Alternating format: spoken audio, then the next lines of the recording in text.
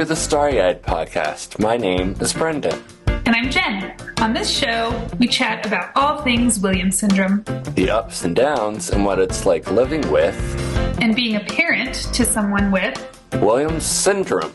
We're excited to share our community with you. Thanks for being here.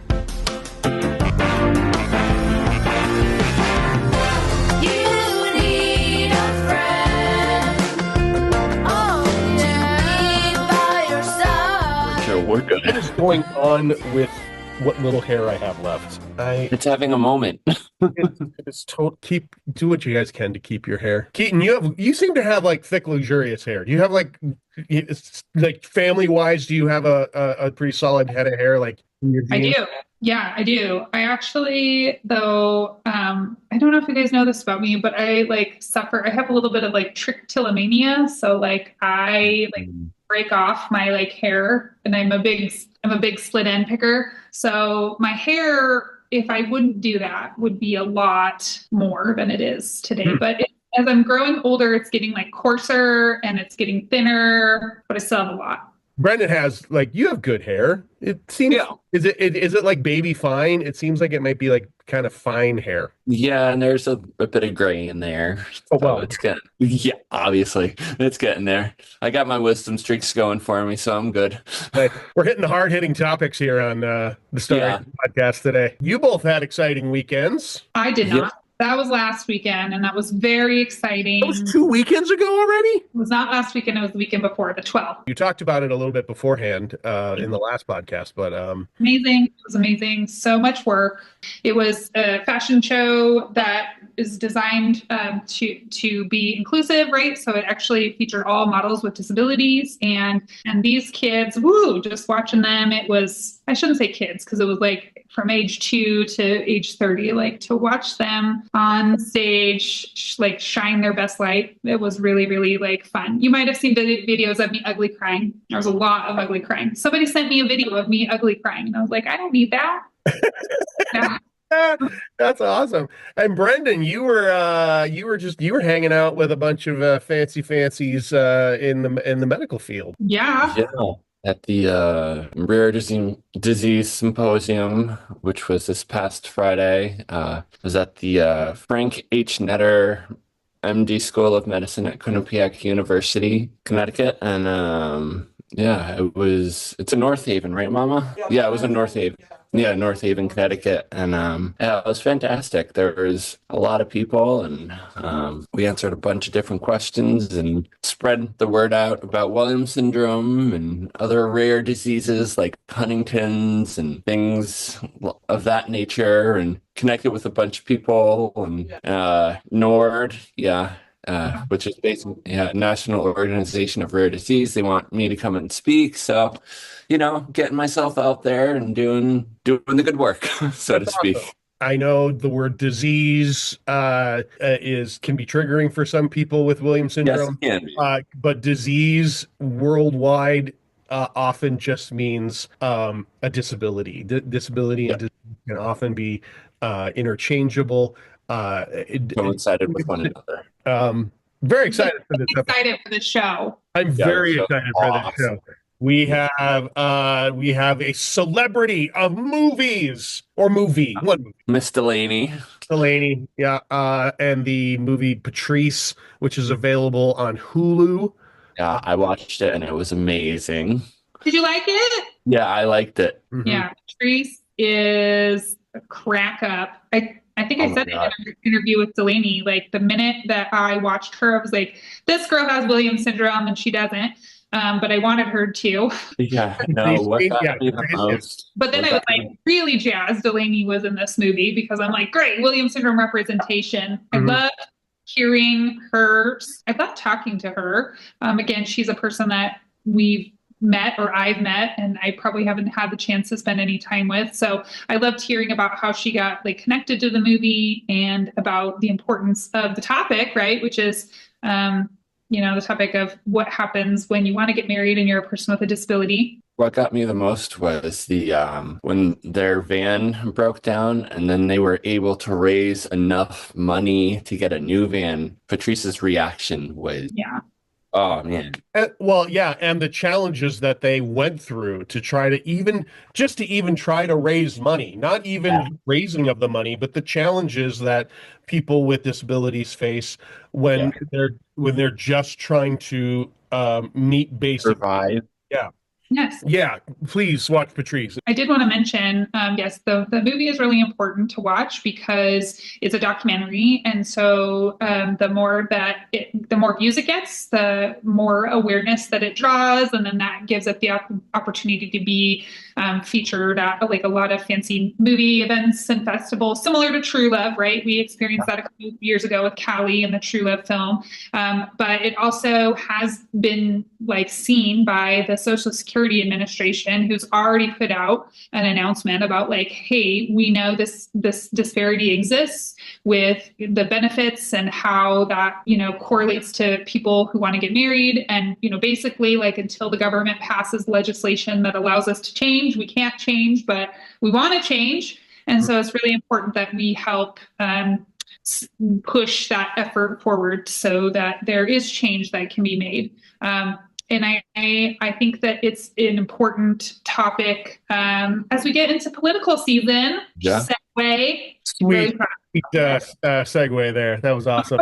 So yeah, we also had Chad Wilson, who I connected with. I connected with a colleague of his who came to speak at the Minnesota Governor's Council for Developmental Disabilities, which I'm on, and talked with Jennifer was her name, and Jennifer helped put me in touch with Chad. And I love voting. I love that part of being a citizen. So It's important.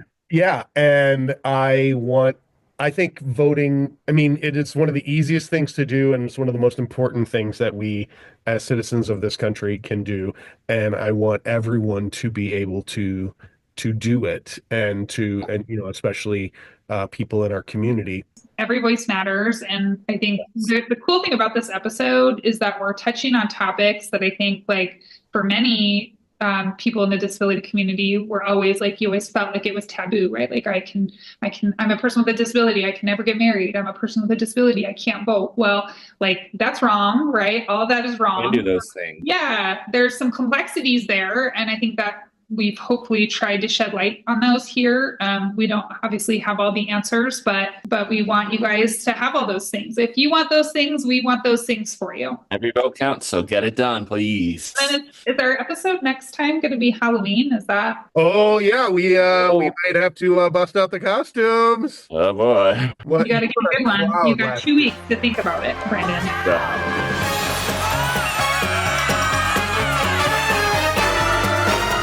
Hi, Delaney. How are you? Good, how are you? Very good. So, for those who don't know who you are, why don't you introduce yourself and tell everyone a little bit about yourself? Hi, I'm Delaney. I'm 22 and I have Williams syndrome. Awesome. Where are you from? Yeah. I'm from New Jersey. New Jersey. Wow.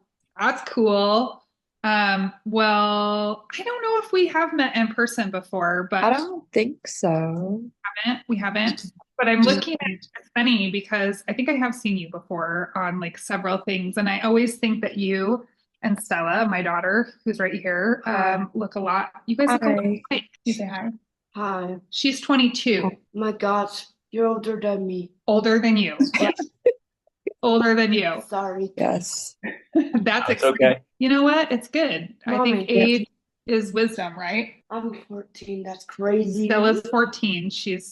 We're living our teenage life right now. Tell us about your journey up to this point, 22 years. I was actually born in Philadelphia, but Okay. And what age were you when you moved? I didn't move. I was born at CHOP. Okay. And then you moved to New Jersey, or you always lived in New Jersey? We always lived in New Jersey. Okay. Okay. And so did you go to the same school growing up? Did you go to a lot of different schools? Love Same district. the same district. Yeah, same school district. Okay. Okay. How old were you when you found out that you had Williams syndrome? 1 year old. 1 year old. Oh, you were a little mini baby. Yeah. And So now, so you go through school their whole life having Williams syndrome. Was school easy for you? Was it challenging? Was it a mix of both? It was challenging at some time. Yeah. I know Brendan has said that before. He had quite a Quite a challenging. journey. Quite a challenging journey. Let's say that. Yeah. Do you have a good community where you have a lot of friends? Yes. So 22, how does that mean that you graduated school a couple years ago, or like are I you was done? class of 2022. Okay, 2022. And what have you been doing since then? Been working a lot. Working. Ooh, okay. I love when we talk about work. Tell us what you do. I work at a restaurant twice a week. Okay. I am a food runner, but then I also train students too. Oh, you are. Okay. What kind of restaurant? It is anything you can like think of. Okay. A little bit of everything. Yeah, like cheeseburgers, Mortgage pizza. It's a local pub. It's like the restaurant and bar. Yeah. Yeah, Cool. that's great. How long have you been working there? Did you start there after high school or did you start working there before? I started working there before I graduated. I was in a job study program. Cool. Cool. So you've been there now, how long do you think? 5 years. 5 years. Yeah, another testament, everybody who's listening, to how awesome our population of people with Williams syndrome are. They get in the job and they stay there 5 years, like in Delaney in the restaurant world. Like that's a long time to stay Yes. at a restaurant. Are you like the longest running employee there? No. No? That's good. No. Must be a really good restaurant to work at then. So Yes. you work there a couple of days a week, and then what do you do with the rest of your time? And then I work at a farm called 12 Acre Farm. Oh, that's very cool. I work with horses. I've been doing horseback riding for over 10 years. Cool. That's cool. And then I also work at an ice rink selling tickets for NCDC and Premier junior hockey. Okay. Very awesome. Okay, wait. You have 3 jobs. You don't just have one job. You have 3. No, they Oh my gosh. So you're like that takes up all of your week most of the time. most of the time. Do you have time for fun? What do you do for fun? I also coach Special Olympics too. Oh, that's very cool. I myself am a Special Olympics athlete, so that's very cool. I compete in swimming and golf. Yeah, I do Special Olympics, bocce, Cool. I do bowling, That's and I awesome. do horseback riding. Oh, very cool. Bocce, horseback riding, and Bowling. Bocce and bowling bowling. Okay, okay. That's and pretty cool. figure skating. But I And- also coach an athlete for figure skating and cycling. And okay. So how do you fit this all into your schedule? Wow. I try to stay busy as much as I can. Yeah. Yeah. Gotta Is make it it work. it's interesting. I'm wondering, it's really hard for her at this point to like keep like she's pretty good about knowing what her schedule is, but like when you have a lot to do, it's can be a lot for her to manage. So how do you keep track of your schedule? I have a calendar on my phone that tells me like Mhm.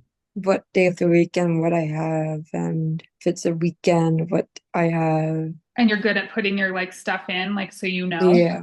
Okay. Okay, good. I think tech is a big thing for people with Williams syndrome. Like, I feel like that if Stella had a way to do that, she's in school and so they don't let you Yeah. have a cell phone at school. But I feel like if they did, it would be a good way for her to keep organized with all of her stuff to do. Because you're a busy girl, right?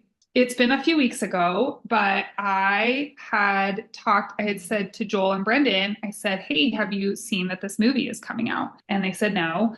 And I was like, honestly, I thought when I first saw Patrice, I saw her personality, I was like, Yes. for sure she had Williams syndrome. But of course she doesn't. Yes. And so I was like, hey, we should watch this movie and documentary, I should say. And we should sometimes we watch things and then we come back and we talk about them on the podcast. Mhm. And so when we watched it, we saw you. And I was like, this is even better than what I could imagine, because I loved the whole documentary, but I really loved that you were a part of this story. So would you tell us about the documentary and tell us about how you know Patrice? Mm-hmm. So I've known Patrice for over a few years. I've ran into her a few times before she and I actually became friends. She did a speech. I was the athlete of the year in 2019, and she did a speech there. She also does figure skating. So we ran into each other at figure skating competitions. And then when she transferred to our skating rink that I work at, she started Special Olympics skating with us. Okay, cool. So I know in the movie, like one of the first things that we see is Patrice and her, spouse. Yep. Is it Gary? Gary, yep. Gary, yeah. That they're doing like a figure skating competition. So do you guys like do competitions together? How does that Yep. work? We do figure skating competition, and last year Gary was the first man in a wheelchair to do figure skating. That's so cool. I love that. So do you have a partner when you figure skate, or are you just by yourself? I have a unified partner. Her name's Lily, and then I also skate by myself. So they were actually gonna do the video of getting married, and me and my other friend Elizabeth has autism. We Yes. were asked to be in the film, and then from there it just continued. It just continued from there. Yeah, Mhm. I would love to hear your perspective on friendship, because I think that not this documentary follows Patrice, who has cerebral palsy, and her Yep. son Gary, and there's kind of a couple of themes through it, but one of the main themes for those who are listening is about how Patrice and Gary would like to get married, but they can't. They can't even live together because it would affect their disability benefits. And so the documentary really highlighting the issue there, because Yep. that is a big problem for the disability community, and just again follows their journey. So the part that you are in I guess involved in the movie is that Patrice has a couple of really good friends. I feel like she has a lot of friends. Does she have a lot of friends? She does. I could see that for her. But you and your friend Elizabeth, who have autism, were really kind of the two main friends that went along in this journey in the documentary. So I loved Elizabeth too. So I really liked how close the three of you are together, and how your different strengths and abilities like really help one another be successful. So how has that journey been now? So like 3 years ago, you guys make this documentary, and then, obviously it takes a long time to sort of get it out into the world. Have you had to do a lot of work for the last 3 years, kind of getting it out there, or has the work that you've been doing like just suddenly happened as it's released to the general public? Suddenly it just like happened. Like we've been to like showings and like the Q&A after, and then Patrice and Gary have been to award shows and like interviews. Have you had to do some of that too? You did the Q&A, right? Yes. Okay. I did the one in Montclair, and then the one in Philly. Well, that's why we wanted to have you on the show, is because we wanted to hear. It's probably the only thing, just knowing the Williams syndrome community, that I was a little bit disappointed with the documentary, was that I thought that your role could have been highlighted more. And Williams syndrome is so rare that anytime you have an opportunity to talk about it, even if it's just a little bit, right? Like I'm selfishly wanting that. So we want to hear like, your take on the documentary and kind of the topic at hand. Like, what do you think about the challenge of being married and having disability benefits? Well, for Gary and Patrice, they want to get married, but they can't because they lose their benefits. Right. Because the government won't allow them to have much money in their account. Yeah. and you're only allowed from Social Security to have $2,000 in your bank account, which is insane Yeah. because Patrice pays for her medication, stuff Mhm. for Gary, and recently Gary had a heart attack, and he's been No. he's been That's sad. he's been taking different medications, and it's been harder for them. And Gary pays for his own stuff. Yes. And Yeah. it's hard. I mean, it's hard to make it work, right? When you Yeah. typical person, much less when you have all these Uh, especially medical needs. They're so severe. we're hoping that because of this movie, the governor will change their mind, and that hopefully Social Security will make it less harder to live on than not to. Because Yeah. when you're working, I don't know about others, but when you're working, like for me, like if I make more money, Social Security Take it. will take Yeah. more less the money that I worked, and Yeah. then Social Security will less. So I work less now, and Social Security has been taking the money out of my account because I worked less, and they've been paying me less, and it's been hard. Yes. Yeah, because Yeah. there's not just an issue with like your like if you want to get married and Yeah. how that affects your benefits, but also if you're a person with a disability and you want to work, Mhm. working It's effectively. really Yeah. It is really hard. Yeah. I was going to ask you, both of you, Brendan and Delaney, like, are those things that you guys think about a lot? Like, do they impact a lot of your decisions and what you can do because you feel like constrained, whether that's a relationship or a job? relationship wise, yeah, it's tough. Like for me, like the only way I could ever get married is if I were to marry someone with the same benefits and the same disability. And I don't necessarily know if I would want that for myself, you Mhm. know. And yeah, it is hard trying to find a job because it does affect your SSI, and you can only work a Like certain 10 amount of hours. hours Yep, like before, 10 hours a week. yes, something to that extent before they take like what, 70, $80 out of your whatever you have for that month, you know. So it's why I work from home.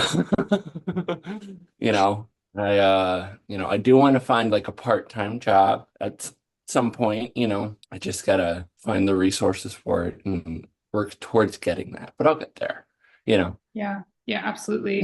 Yeah. Delaney, do you like ever think about getting married someday? I don't know if your mom's over there, like, don't ask that question. She wants to keep you there, but is that something that No. you think about?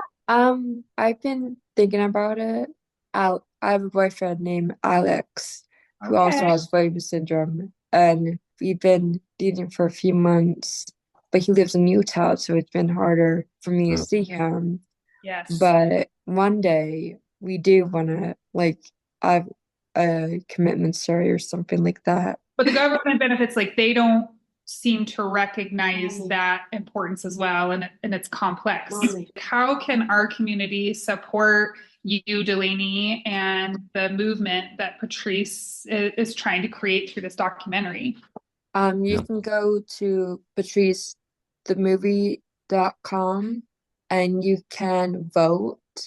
There is a link. You can as many votes as we can to get the stuff moving. The movie also talks about Patrice being in institution and how Yeah, people whole with other thing. Ah, with Yeah. people with disabilities who were in an institution because they Because the system just it wasn't it prepared. wasn't the system wasn't Yeah. prepared, and No. then how her mom was trying to help her, but she had things going on with her stuff. Yeah. Yeah.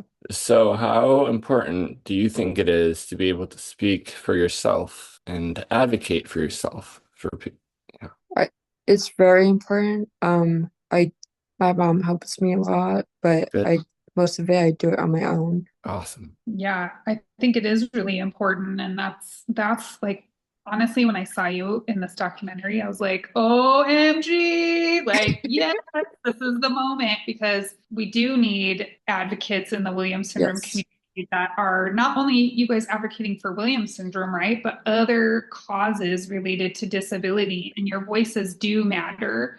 I think that it's really important in this documentary that we all support you, Delaney, for the work that you did, and that we support not only Patrice's effort, but the effort of the disability movement at large. And yeah, so you said that the way that we can do that is watch the movie. I had to sign up for a Hulu. Yes. I was like, do I even know what's on Hulu? I don't, but I'm going to watch this movie. So here we go. You never know. You might find something else interesting. I will. I believe it. It was worth the membership. But you said we also can go in and we can vote. So the voting helps with making sure that like the movie starts like getting like buzz, right? And it's like, oh, because then you guys get, am I right? Like you start getting featured at like film festivals, and then like maybe other bigger theaters pick it up. Like, so like the more times that we can talk about it and the more times people can watch it, it really just propels the visibility of the issue at hand. Yeah, we got to spread this like wildfire for sure. You know, one question that we ask a lot of our guests, Delaney, is like, what is like something that you like about having Williams syndrome? And then like conversely, what's something you don't like? I like that I have other friends to talk to, and they understand. Yeah. And like making friends is kind of hard because you're always afraid they're gonna judge you and whatnot. But I do have my best friend since first grade. Her name's Mia, and she's been my best friend ever since we graduated middle school and high school together. She's just an amazing friend. Yeah. Great. That's a long time. I mean, it sounds like you have quite a few friends. Yeah. You do? Yes. So many. Well, I mean, that's the thing that I can see from just talking or hear from just talking to you, is that you have a really awesome community. And no wonder you're successful, because you've got all this stuff going on, and like I can tell it's filling your. Well, I'm so glad you were able to come on with us today. This is like really a treat to have you. Thank you.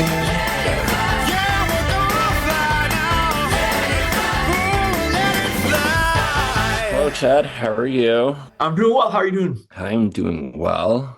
It's a beautiful day out. It's supposed to get up to 75 here today, which is surprising for October in the New England area. But yeah, so for those who don't know who you are, why don't you introduce yourself and tell everyone a little bit about yourself and what you do. Sure. Yeah. Thank you. Yeah. So my name is Chad Wilson. I'm a supervising attorney with the Minnesota Disability Law Center, which is part of Mid-Minnesota Legal Aid. And we are the protection advocacy organization for the state of Minnesota. So all 50 states and some of the territories have similar organizations to ours that provide those free civil legal services to people with disabilities.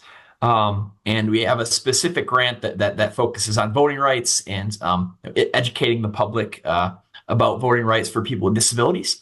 So that's just some information on this. So I lead our voting rights work, and that's what brought me here today to talk about voting rights and things like that. Awesome. Yeah, that's great. So if people are listening, some people may not know this, Chad, but we are in an election year, and it's getting quite spicy if you live in certain states that are very important to the election. And so Joel and Brendan and I were talking about this concept of what it means to be a voter with a disability, and kind of the positives and challenges that come along with that. So could you speak to those just from an overarching perspective? So, people have many different disabilities, and so the needs and supports people require can differ quite greatly. And I think a key challenge is, this can differ state by state, but I think a key challenge is that a lot of people might not know exactly what rights they have with that process, as far as, access to assistive devices, or even access to assistance from other people to help with that voting process. And so thinking, more generally about different barriers, to voting, it can be for anyone, but particularly people with disabilities. Transportation is a big issue we see in Minnesota. I mean, just being able to get out to the polls can be a struggle. So thankfully, there are things like absentee ballots and other things like that, where maybe people need to go to the polling places. But the first struggle can be just registering to vote. I know that can differ greatly between different states.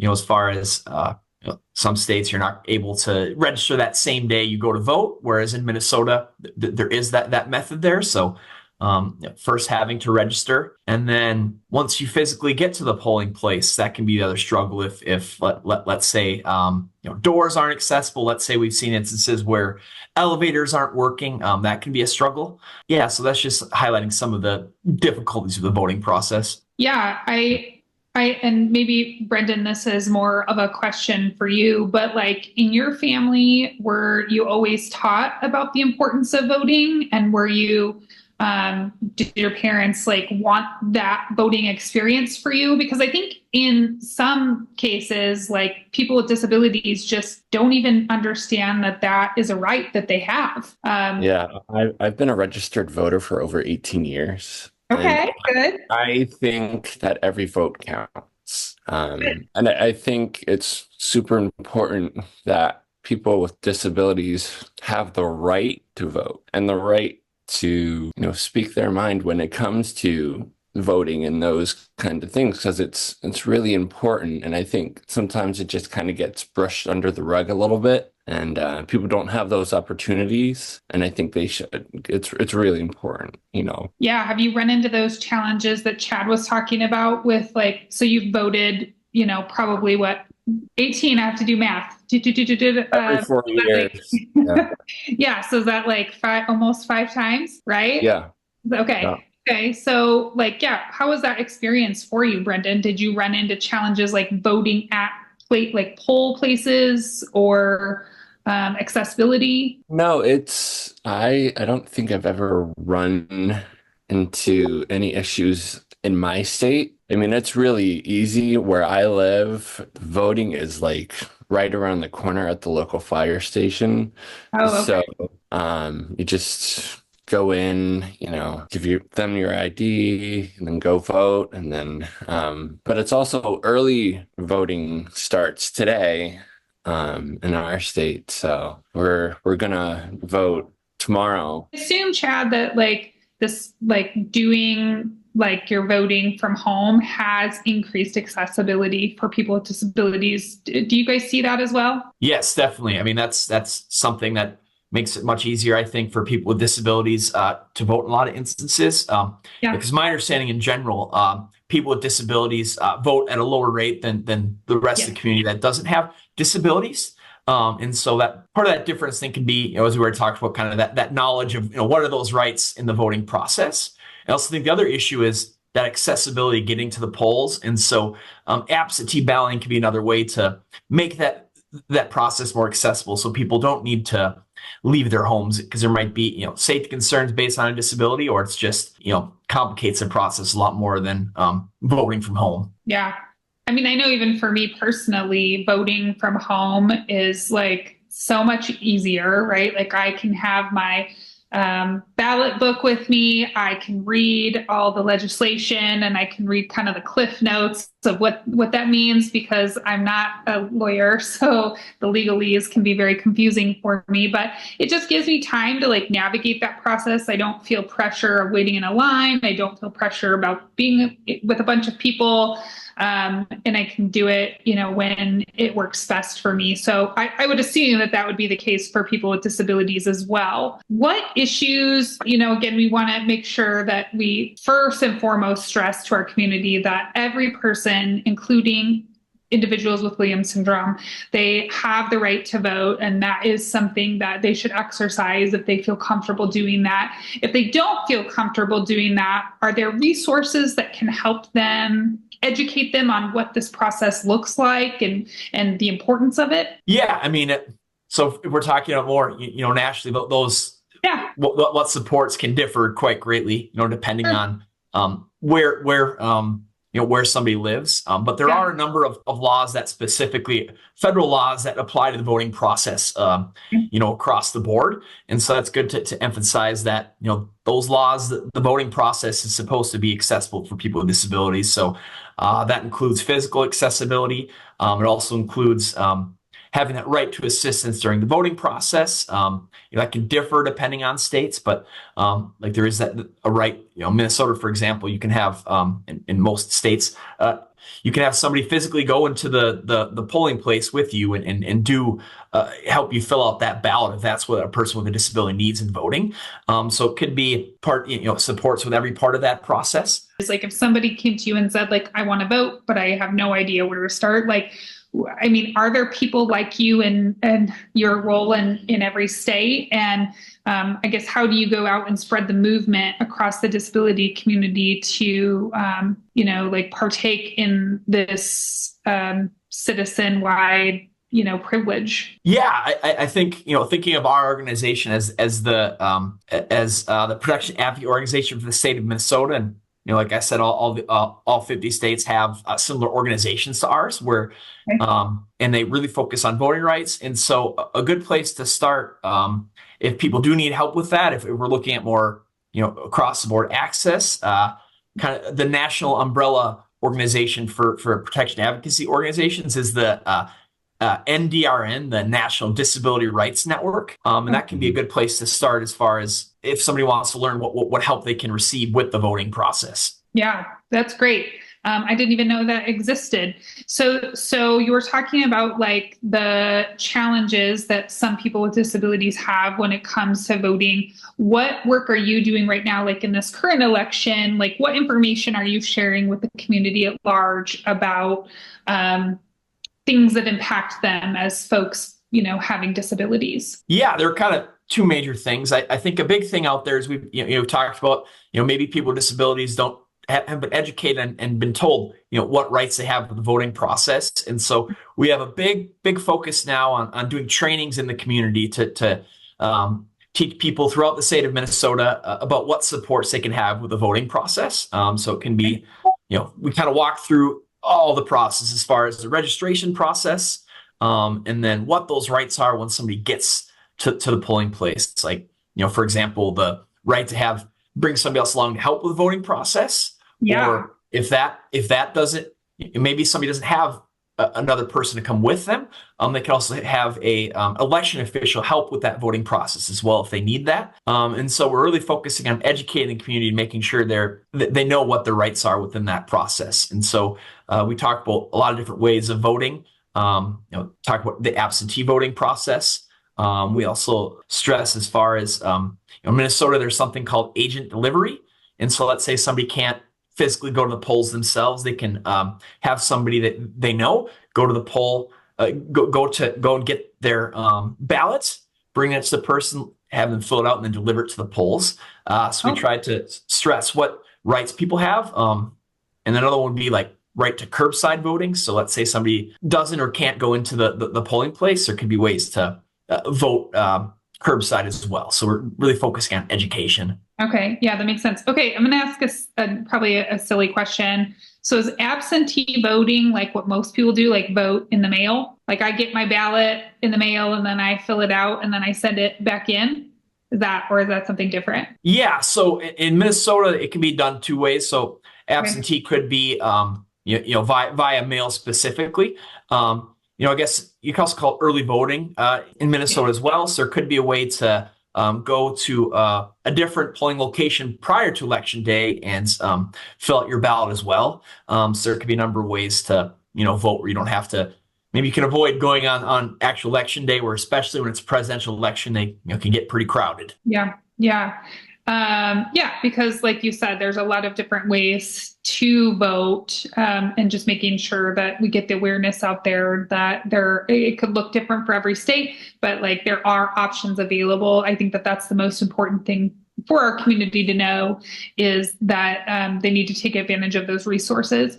In terms of the voting itself, right? Which is a hot mess if you're asking this girl right now, but I mean, there are like, it is important for people with disabilities to understand the different policies, right, of each candidate and make sure that they're voting, you know, in a way that aligns with their values. Is there any specific disability policy that like you are focusing on in your work in Minnesota? Or is that just like Minnesota specific? Yeah, I guess I first want to emphasize a second voting rights project that we put a lot of time into in Minnesota, and our office does. And we do working with the Minnesota Secretary of State's office. We've been doing this with them for about 10 years. So we do polling place surveys. So volunteers they'll watch a training we put on where we explain the accessibility laws, mostly focus on physical accessibility because those are things you can, you know, more specifically measure, right? Like, you know, how wide a sidewalk is, things like that. Yeah. And so then volunteers will go out to the polling places and they'll review them for accessibility. So we'll look at as far as, you know, is there a path of travel that's accessible? You know, is there necessary accessible parking and signage, things like that? And you know, are there, you know, a big focus would be is in Minnesota, there are voter assist machines that can help people with disabilities in the voting process. And all states are required to have such devices, which, you know, have a lot of different supports there. We could, you know, if you want, I could talk about what those different supports are. Yeah. Okay. Great. Yeah. So, you know, in Minnesota, voter assist machines, there are about 4 different ones. It can depend on the county. And these are devices. I actually got to try one at an outreach event about a week or 2 ago. And with it, so person will go up and get a ballot. And once they get a ballot, they'll take it and they'll put it in this voter assist machine. And these machines, you know, can help people with many different disabilities. You know, people with visual disabilities, you know, or they can't or maybe somebody that can't read, you know, can't read the ballot themselves. So you can put the ballot into the machine, and there are certain ways you can have it be read to the person with headphones is one way it can assist. It could also just be so with that reading, there's also settings where you can even turn off the screen, so make sure people still have that private way of voting. And then there's also a touch screen function, and then like a physical remote with Braille on it, where it can read through the ballot and then, you know, let the person know exactly, you know, who they're voting for and what's on the ballot. So those are pretty great supports, and you know, really want to make sure those are working at different polling places because they're you know, a vital piece of that process. Yeah, that's good. And it's interesting to think about. You know, in our community, it seems like, and I don't know what supports you've used or if you've needed any in the past, Brendan, but like I feel like for my person who's 14, and I can just imagine her voting, she would definitely like need somebody probably to be with her. And because she struggles maybe with some of that executive functioning, and she has really high anxiety. So I just feel like the pressure of like being in a line, waiting to do that, then going through all of that stuff, like that would be a lot for her. So I'm glad to hear that there are some supports that we're thinking about to make it accessible for all different kinds of disabilities. Brendan, do you use any of those, or like what have you found most successful? I mean, once for me, like when I first started voting, it was a little bit anxiety inducing, you know, because I wasn't used to it. But then once I kind of got the hang of it over time, it got easier. And now it's like bread and butter for me. You know, I know what I'm doing. I know what I'm there for. I have a purpose. So. Do you spend a lot of time? You were saying that your mom used to be a paralegal in the disability space. Do you guys spend a lot of time like going over all of the ballot initiatives, like so that you have an understanding of them before he's like looking for his mom? She's like, "Where are you? Where are you, mom? Come on over." You can answer this. Like, tell me what you guys do to prepare for the voting process. Well, we talk about the candidates and, you know, I mean, we're sort of, I wouldn't say we're news junkies, but we try to ration it so we don't overdo it. But so Brendan's certainly aware of, you know, who's going to be on the ticket. In fact, one of his best friends from high school is one of our state reps for the town that we used to live in. And so, another fellow musician, actually. Yeah. But so I don't, and you know, we're like, we know the people, you know, they wave to us when from the parade when they walk by, you know, the politicians, so that it's a little bit small towny in that way. Yeah.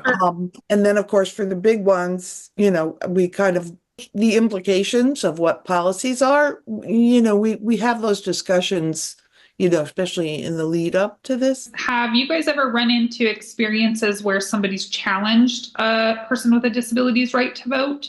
And how do they maybe that's a question for you, Chad, but how do you handle that? You know, I haven't really encountered many issues as far as, you know, people specifically with disabilities being denied right to vote. There can be issues as far as accessibility in there where maybe, you know, supports were denied, but usually they're able to, you know, figure it out. Sometimes it will take, you know, talking to the head election official to clarify the issue. And then, you know, if that doesn't get anywhere, then, you know, go higher up the chain as far as talking to the, you know, head official of the given county. And then, you know, if that doesn't work, then, you know, advocacy with the, you know, Secretary of State's office for the state at issue. But yeah, I haven't, you know, noticed that those instances too much. You know, I think related to that, though, there's some misconceptions about, I think, so for example, if somebody with a disability, let's say they're under guardianship. And so in Minnesota, for example, you know, being under guardianship, the presumption is that person can vote with a disability. Just because they're under guardianship, it doesn't take that away unless a judge specifically notes and says this person, you know, can no longer vote. And so that's the case for most states. I believe about a month or two ago, I read an article where there are still 7 states out there that are the opposite, where there's an assumption that, you know, people on guardianship cannot vote. And so I do think there's some misconceptions there. So we, you know, try to educate people on that. No, like, you know, unless a judge specifically says you can't vote, you know, people with disabilities do have that right to vote, you know, assuming that they meet the, you know, standard eligibility criteria. Okay, yeah, no, that's a good tip because we do have some cases of that in our community. So if you are in a guardianship scenario, definitely explore with your local state regulations what that looks like for your person. Is there anything else, like we're already like at the end of our time, it goes so quick. Is there anything that you want people to know as we head into this voting season about voting that we haven't talked about, or just like I said, about disability policy that's coming up? Like what are the other things that you are working on as you're headed into this last push? Yeah, I mean, I you know, more of just an overarching thing as far as, you know, what the voting process looks like. It can differ a lot depending on somebody's disability, you know, so as much as possible, we want the voting process to be, you know, engage the voting process independently and privately. But depending on somebody's disability, that independence can have different meanings, right? So for some people, it might mean they need to have somebody there, you know, physically with them to help with the process. It could be maybe the person needs to use a voter assist machine or, you know, another assistive device. So, or it's, you know, voting absentee or voting curbside. So it's just good to emphasize that there are many different ways people with disabilities can vote. And, you know, you can be creative with it because the law supports a lot of these you know, different methods of engaging in the voting process. Sure. I wanted to go back to the question about, you know, what steps people can take if they want to learn, you know, nationally about the voting process. Yeah. And so because those rights can differ between states, the Secretary of State's office, your given state, is usually a good place to start because that can give basic information about what those rights are. Just because there can be, you know, such differences as far as, you know, when can people register to vote, things like that. And so Secretary of State's office generally can, you know, explain that pretty well. Or if you really have questions about that, you could also connect with the Protection Advocacy Organization in your state as well. Yeah, no, I think that's very helpful. Thank you for circling back to that. I appreciate it. Yeah, we will post on our episode some resources. So hopefully this sparked some thoughts in our community about the importance of voting, especially for this community, because it is important that your voice is heard. We want to make sure that you have the resources and feel the confidence in making your voice heard and your vote count. So we will include those in the notes. And yeah, I thank you both. Thank you, Anne. Thank you, Chad, for coming on. You're welcome. Yeah. Yeah, thank you for having us. Yeah, This has been the Starry-Eyed Podcast, presented by the Williams Syndrome Association. The show is hosted by Jennifer Keaton and Brendan Lemieux, and produced by me, Joel Listman. Theme song by Tommy Barbarella and Mariella Elm. Got a question for the show? Email us at podcast@williams-syndrome.org or message us at the Starry-Eyed Podcast page on Facebook. Video version of the podcast available on the Williams Syndrome Association channel on YouTube or on Facebook. Rate and review us on Apple Podcasts or comment on the video version, and maybe it will be featured on a future episode. Make sure to like and subscribe to the Starry-Eyed Podcast wherever you get your podcast delights.